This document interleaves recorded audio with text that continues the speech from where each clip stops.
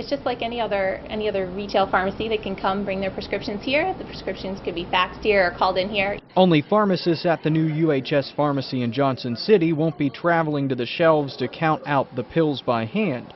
Prescriptions will be filled out by this pharmacist robotics. Once prescription information is entered into a computer, the system of computers completes the order. It will check both the prescription product and quantity, send that information to the dispenser to be counted. It accurately counts that dispenser. Once the quantity of pills are counted accurately, it will pick up a vial, label it, retrieve the counted product from the dispenser, and output it to one of these lanes here. Innovation, atop Carpathian Hill in Johnson City, designed automatic pill counters in 1998, and by 2004 it had sold its first robot that controls them. Now it serves 1,100 customers, including every Air Force base in the world, and soon it will be serving its home village. Oh, this is huge. It's huge. We're really excited about having it local where we can go and see it. We've had the pharmacy in Johnson City has had our software for a long time, but this is the first robot in the Triple Cities. So everyone is very, very excited about it, and we're looking forward to showing it off. Showing off a robot that can accurately fill a prescription every 15 seconds. In Johnson City, Brennan Smith, WBNG-TV Action News. You gotta jump into the car, slide across, grab as you're sliding, and then buckle it really quick. A life-saving skill is put to the test as students compete to see what team can buckle up the fastest. Referees time teams from Windsor and Shenango Valley High Schools to see how long it would take each member to buckle up in each seat of an SUV. It's really just pure determination, and you got to be agile and quick with the buckle, and you really got to believe in what you're doing. The fastest group was able to achieve this feat in under 37 seconds, and organizers hope the competition will get students to race to buckle up every time they get into a car. Kevin Morrissey says failing to do so changed his life 30 years ago. The lady who was driving the car fell asleep, drunk, crossed the line, and slammed into us. And I flew to the front of the vehicle from the back of the vehicle because I wasn't wearing a seatbelt. State police demonstrated the force of just a 7-mile-per-hour crash. Students had to wear a seatbelt to experience it, and they say the exercise is enough to persuade them to buckle up. Just feeling that force from that, I just can't imagine going like at least 20 miles an hour or even faster, like 75.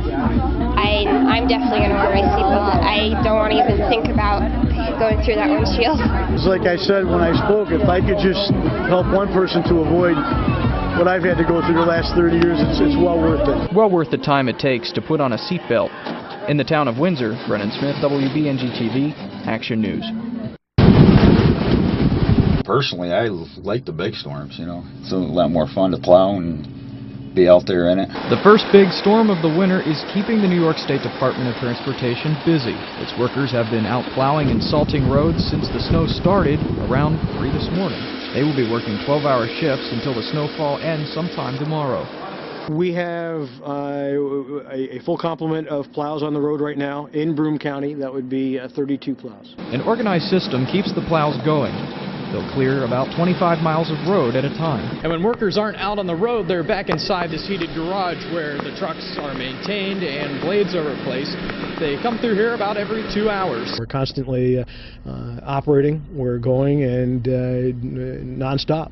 New York State Police are asking drivers to stop and consider whether they should travel on the roads, even if they've been plowed and are passable. Troopers are asking you to go through a checklist before you head out. First of all, is this trip really necessary? Am I going to be able to get where I'm going using the main roads that are in better shape, or am I going to have to go way up in the hills? Is my vehicle up to it? Do I have 4 good snow tires on it, or do I have 2 Baldinis and a couple of all-season tires? State police say they've responded to numerous accidents since the storm has started. They say cautious driving could have prevented them. You know, you may think that a road condition is good right now. You don't know what you're going to drive into, and so slow down and don't panic. Expecting more snow and taking it slow. In Kirkwood, Brennan Smith, WBNG-TV, Action News. People give the ultimate sacrifice for their country, and you need to take that moment, remember the sacrifices they made and the family that's here in memory. I think it's great because you get to see all the Army trucks and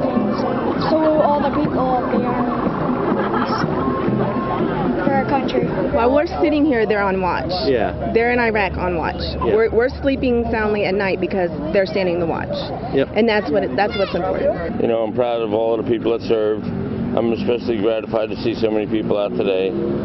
But it's still basically a very sad day for me, and I think for a lot of people.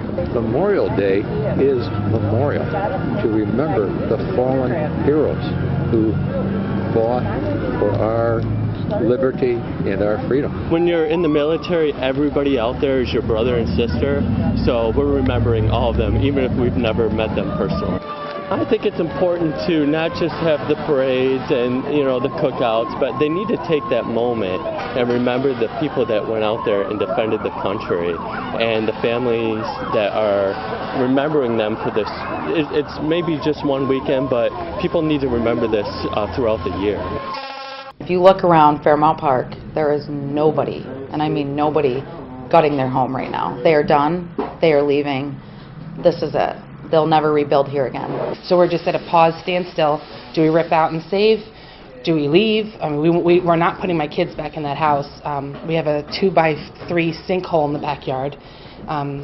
It's just devastating. We're maintaining the integrity of our structure for insurance purposes. We are just tearing out everything. We are drying it down. I want them to buy me out. I want them to pay off that mortgage. I want to start over. I'm done with this, and I've cried and I've broken down, and now I'm mad, and I want it over. I want my boys to have their life back. You just haul it, you just put it in a wagon and you haul it out or whatever you have, and there's so many people in this whole entire area that have been coming around with soup and food and just anything you can think of. I hope there's a brighter future. I planned on raising my children here. I have a great job here. It'll be green lawn. It'll just be green grass everywhere you look. It'll be quiet. I just wonder where all these people would go. On a mountain, away from streams, rivers, lakes, no water. I hope there's a buyout in the area. I'd never want to put myself through this again, or any tenant through this again, or my neighbors. It's a wonderful community, but I hope nobody ever has to go through this again. Going through something that only their own words can fully describe. In the town of Union, Brennan Smith, WBNG-TV, Action News. We're trying to segregate the materials in kind of the cleanest form that we can, whether it be plastics, circuit boards, steel. Eco International in Vestal is keeping workers busy, unscrewing, sorting, and scrapping toxic electronics that New York is now banning from landfills. A lot of the junk isn't worth much. The process certainly doesn't pay for itself, so the new law requires electronics manufacturers to fund the whole process. So companies like Eco International can offer e-waste recycling free for everyone in the community. And we unload your car for you, so load up all your old TVs, computers, monitors, those old blenders you've got, or clock radios. We can recycle all of that right here for you. While all of this destruction may look like chaos, it's actually a meticulous operation. Many scrap parts are scanned into a computer system and tracked. Their destination after Eco International processes them is specific. If we recycle plastic from a computer, we'd like that plastic to be reused to make a new computer. Not everything that gets dropped off here gets destroyed. These computers are going to be resold once they're tested and have their hard drives sanitized to meet requirements by the Department of Defense. Our systems here can actually overwrite approximately about 1,000 drives a day.